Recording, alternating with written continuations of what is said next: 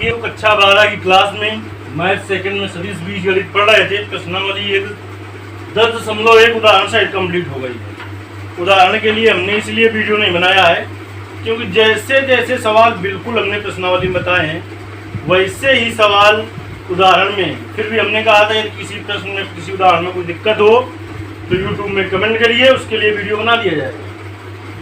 10.2 का बेसिक बता रहे हैं इस वीडियो में। देखिए 10.2 में हम काफ़ी बेसिक चीज़ें बताएंगे।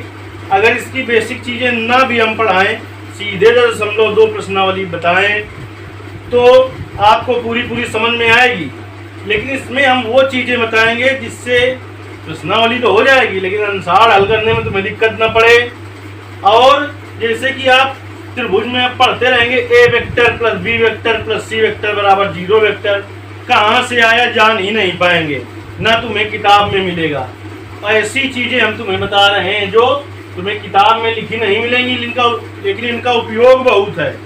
तो इसलिए इसके वीडियो कम से कम 5 वीडियो आएंगे इसके बेसिक के, तब पूरा हो पाएगा। आज के वीडियो में देखिए हम बता रहे हैं सदिश त्रिभुज का नियम। देखिए किसी त्रिभुज की किन्हीं 2 भुजाओं के सदिश की दिशा का योगफल तीसरी भुजा के सदिश की दिशा के बराबर होता है, सदिश त्रिभुज का नियम कहलाता है। ये होता है सदिश त्रिभुज का नियम, ये इसकी भाषा है। अब देखिए सदिश बीजगणित बिल्कुल अलग ही चलती है। ऐसा नहीं कि तुम्हें समकोण त्रिभुज बना दिखाई पड़ रहा है तो कर्ण सबसे बड़ी भुजा हो तो कर्ण बराबर ये भुजाएं हो, ऐसा कुछ नहीं है। इसमें सदिश ये जो तीर का चिन्ह बना दिखाई पड़ रहा है ये सदिश बता रहा है, ये सदिश बता रहा है, पूरा इसका खेल है। देखिए इस त्रिभुज में क्या होगा इस सदिश त्रिभुज के नियम से। देखिए दिशा किसकी किसकी एक है वो हम देखते हैं, किसकी किसकी दिशा एक है। देखिए ए बी और बी सी इसकी दिशा एक है और इसकी दिशा इससे नहीं है बराबर, इसलिए देखिए जिनकी दिशा एक है वो जुड़ते जाते हैं। ए बी या vector A B plus vector B C बराबर क्या होगा, ए सी वेक्टर होगा, ए सी वेक्टर। या इसको पहले लिख दें हम, ए सी वेक्टर बराबर क्या होगा, ए सी वेक्टर बराबर A B vector plus B C vector. अभी आपको ये बात नहीं समझ में आई होगी, आप ये भी समझ सकते हैं कि सबसे बड़ी भुजा थी इसलिए ऐसा हो गया। इसको आप समझिए, अब आपको बात बिल्कुल समझ में आ जाएगी क्लियर। देखिए इसमें क्या लिखा है, इधर से किधर तीर का चिन्ह बना है उसे ये पढ़ा जाएगा। इधर से इधर को बना होता तो पढ़ते पी क्यू वेक्टर, इधर से इधर को बना है तो ये है क्यूपी वेक्टर या वेक्टर क्यूपी। देखिए यही तीर का चिन्ह इधर से इधर गया लेकिन इधर से इधर नहीं आया है, यानी ये भुजा जो होगी ये भुजा इसकी दिशा अलग है तो ये भुजा जो होगी इन दोनों के योग के बराबर होगी, क्योंकि इन दोनों में समान तीर का चिन्ह बना है इसलिए जुड़ जाएंगे। देखिए इसमें तीर का निशान ये है उसमें भी ये है, लेकिन इसमें ऐसे नहीं है, इसमें ऐसे है। इसलिए देखिए क्या होगा यहाँ से क्यूपी वेक्टर और प्लस पी आर वेक्टर बराबर आर क्यू वेक्टर नहीं, दिशा देखिए क्या बनी है इधर से इधर बनी है तो होगी वेक्टर क्यू आर या क्यू आर वेक्टर पढ़ सकते हैं, या इसको ऐसे लिख सकते हैं क्यू आर वेक्टर बराबर QP vector plus P R vector. देखिए इसका उदाहरण बताते हैं हम आपको। सदिश विधि से उदाहरण नंबर 1 ऐसे आ सकता है, प्रश्न भी आ सकता है, अंसार में मिलेगा प्रश्न तुम्हें। सदिश विधि से किसी त्रिभुज की भुजाओं का परिणामी बल ज्ञात कीजिए। परिणामी बल का मतलब होता है बेटा योगफल। परिणामी बल का मतलब क्या होता है, योगफल ज्ञात करना है।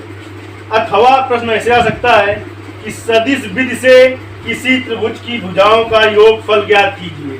न भी आए तो आप इस सर्वसमिका का प्रयोग बहुत करेंगे सदिश बीजगणित में। A B vector plus B C vector plus नहीं sorry a vector plus b vector plus c vector बराबर 0 वेक्टर, इसका बहुत प्रयोग करेंगे। या ए बी वेक्टर प्लस बहुविकल्पी प्रश्न में आ जाएगा बी सी वेक्टर प्लस सी ए वेक्टर का मान क्या होगा तो 0 वेक्टर होगा। कैसे होगा ये तुम्हें कहीं नहीं बताया जाएगा पूरी किताब में। अगर आप सीखना चाहते हैं तो आप बेसिक जरूर देखिए इसका। देखिए हम देखते हैं, एक त्रिभुज हम बनाते हैं बेटा। एक त्रिभुज बना दिया हमने ए बी सी। तो हमें चाहिए मान ए बी वेक्टर का प्लस बी सी वेक्टर का और प्लस सी ए वेक्टर का। देखिए इसके द्वारा तीर का चिन्ह लगाया जाता है जो यहां दिया होता है। इसकी डायरेक्शन क्या है? ए से बी की ओर है। अगर बी से ए की ओर होता तो ऐसा लिखा होता बी ए वेक्टर।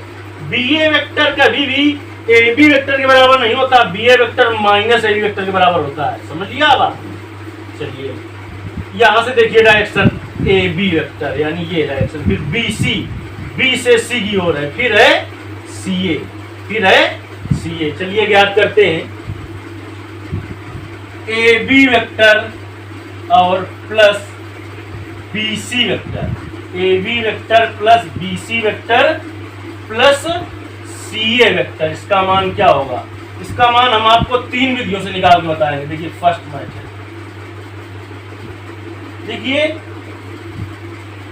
इन दोनों को एक साथ में ले लेते हैं। किसको किसको साथ में लिया जाता है वो बात समझ लीजिए।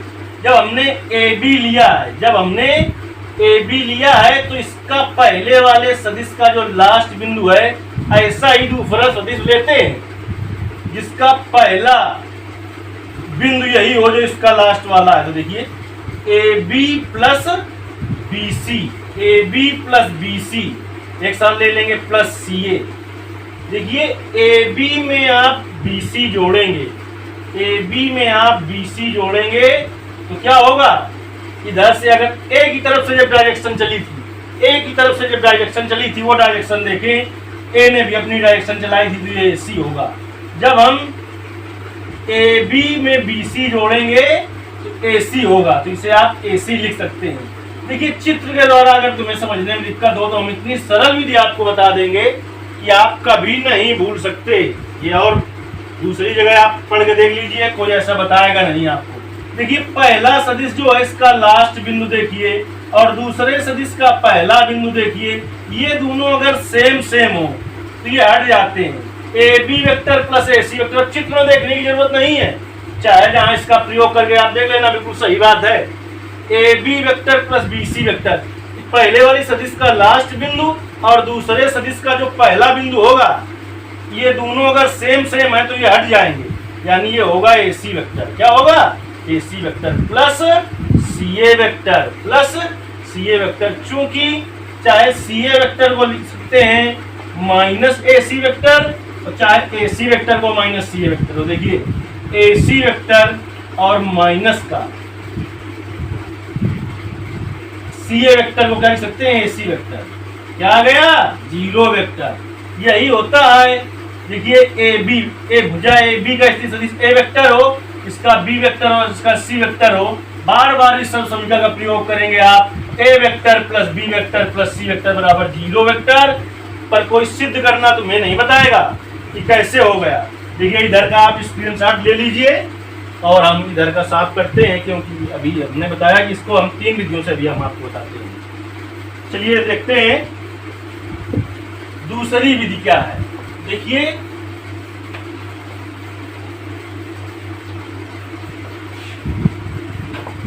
सेकंड मेथड क्या है आपके पास? सेकंड मेथड देखिए ए बी वेक्टर और plus B C vector plus सी ए वेक्टर। देखिए ए बी को ऐसे ही रहने दें, ऐसी दो भुजाएं लें जिनका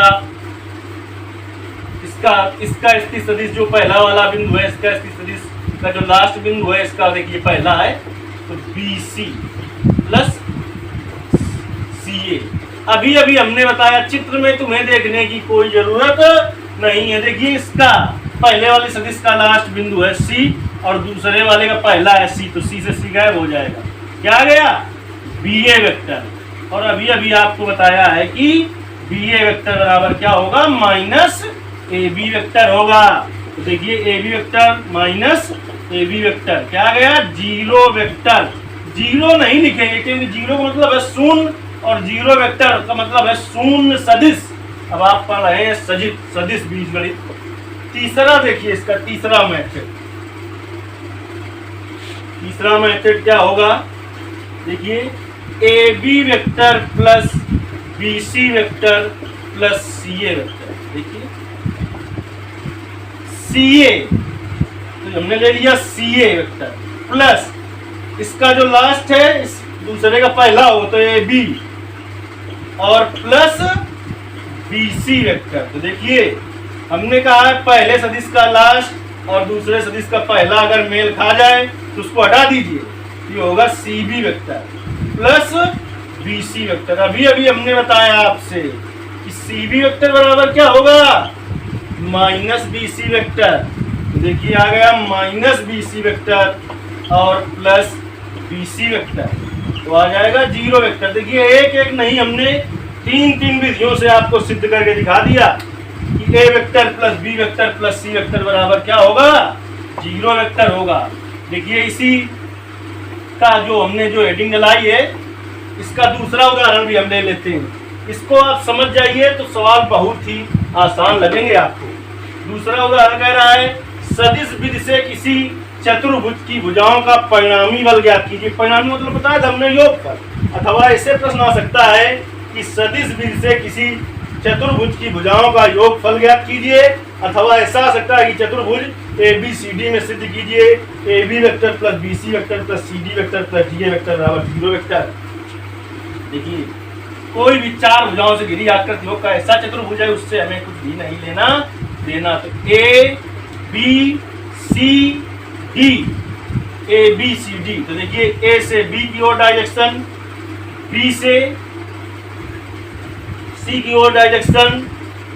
देखिए क्या है, A B plus B C plus C D और प्लस का डी ए वेक्टर, प्लस का डी ए वेक्टर। देखिए ए बी और बी सी, फिर क्या है सी डी, सी से डी की ओर डायरेक्शन है, और फिर है डी ए, फिर क्या है डी ए। देखिए अब हम तुम्हें बताते हैं बराबर जीरो वेक्टर सिद्ध करना है, बराबर जीरो वेक्टर। देखिए बेटा इसका लेफ्ट हैंड साइड ले लिया हमने, left hand side A B vector plus B C vector plus C D vector plus D A vector. देखिए सेम सेम वाले लीजिए। तो देखिए ए बी वेक्टर और प्लस बी सी वेक्टर, यानी इसका जो लास्ट बिंदु हो दूसरा सदिश जो ले उसका पहला बिंदु हो। ये ट्रिक मानिए, ऐसा कोई आपको बताएगा नहीं, चित्र से देखना बताएगा, जिसके लिए आप परेशान हो जाएंगे। C D vector plus D A vector. देखिए ए बी में बी सी जोड़ेंगे, ए बी वेक्टर में बी सी वेक्टर जोड़ेंगे, क्या बनेगा, ए बी में बी सी जोड़ेंगे क्या बनेगा। अब आप नहीं समझ पा रहे हैं क्या बनेगा ना, चलिए ए बी में बी सी जोड़ेंगे, ए बी में बी सी जोड़ेंगे। देखिए ए की तरफ से हमने एक डायरेक्शन ले ली, इसको मिला दिया। अब हमने पहले इसको क्यों बनाया था, पहले वो बनाते हैं जिनको सवाल रटा होता है। अब जरूरत पड़ी है इसकी हमको, इसलिए हमने ऐसा बनाया कि ए बी में बी सी जोड़ेंगे तो जरूरत पड़ेगी। देखिए ए बी में बी सी जोड़ेंगे तो क्या बनेगा, ए बी में बी सी जोड़ेंगे तो क्या बनेगा, ए सी वेक्टर बनेगा। क्या बनेगा, ए सी वेक्टर बनेगा। अगर इधर से देखेंगे, इधर से डायरेक्शन ए की तरफ से, इधर से डायरेक्शन जाएगी तब सी ए वेक्टर ही बन सकता है। प्लस सी डी में डी ए जोड़िए, सी डी में डी ए जोड़िए, सी डी में जोड़िए डी ए। देखिए सी डी में डी ए जोड़ते हैं, अब जब सी डी में आप डी ए जोड़ेंगे तो इसका लास्ट इसका पहला खत्म हो जाएगा, क्या बचेगा, सी ए वेक्टर, सी ए वेक्टर बचेगा। देखिए अभी भी आपको ना समझ में आ रहा हो कि ये सी क्यों होगा, तो इसको अभी हम ऐसे रहने देते हैं। इसको फिर से लिखते हैं A B plus B C, A B plus B C नहीं, जब ए बी में बी सी जोड़ेंगे तो ए सी होगा, ए बी में बी सी जोड़ेंगे तो बी से बी खत्म हो जाएगा, क्या होगा, ए सी वेक्टर होगा। देखिए ए सी वेक्टर की जरूरत पड़ी थी हमें पहले ही, इसने बताया था कि हमें ए सी की जरूरत पड़ेगी। क्यों, देखिए जब इसका लास्ट है जो पहले वाले सदिश का वो इसका पहला है तो बी से बी खत्म, ए सी वेक्टर यानी ए सी वेक्टर की जरूरत पड़ी। अब यहाँ पे देखिए सी ए वेक्टर को क्या लिख सकते हैं आप, माइनस ए सी वेक्टर, माइनस ए सी वेक्टर। देखिए ए सी वेक्टर और माइनस AC वेक्टर बराबर आ गया 0 वेक्टर। देखिए ये चीजें आपको ऐसे नहीं मिलेंगी, हम सीधे प्रश्नावली पढ़ाएं आपको समझ में आएगी, इसलिए इसके हम वीडियो देते रहेंगे समय समय पर। धन्यवाद।